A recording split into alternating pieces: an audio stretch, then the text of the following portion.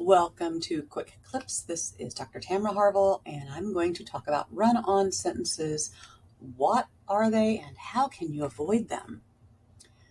So a run-on sentence, which is also sometimes called a fused sentence, is when two or more complete sentences are put together, but they're not properly punctuated.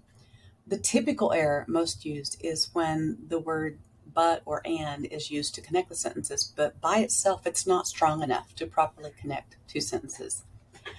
Ways you can fix that is one, just use a semicolon. If the two sentences are completely related and there is a complete sentence on each side, you can use a semicolon.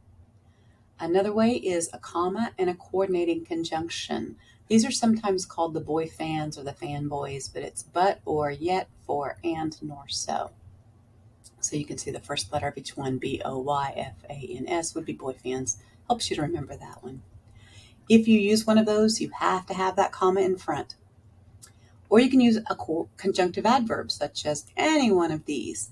Most times people just start a new sentence with the word however, but you put in a semicolon and one of these guys in the middle, and then a comma, and you can connect the two sentences. And lastly, you can use a subordinating conjunction, which is any one of these, and it can go either at the beginning of the sentence or in the middle of the two sentences.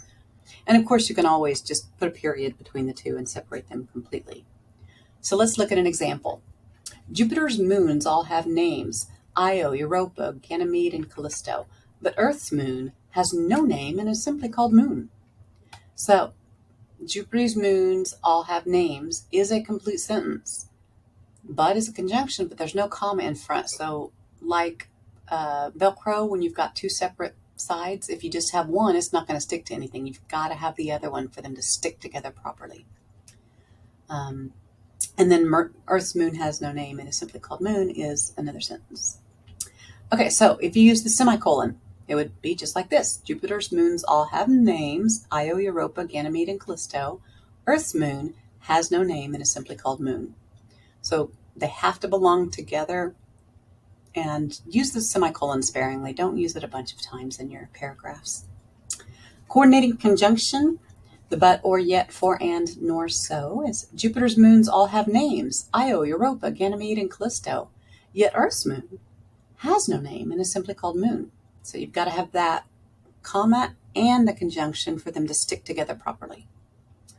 For a conjunctive adverb, you could say Jupiter's moons all have names: Io, Europa, Ganymede, and Callisto. However, Earth's moon has no name and is simply called Moon. Notice the semicolon before that conjunctive adverb and the comma after. Or a subordinating conjunction, which can go at the beginning or in the middle. If it goes at the beginning, you need a comma. If it goes in the middle, you don't. You'll be able to hear the pause when I read them.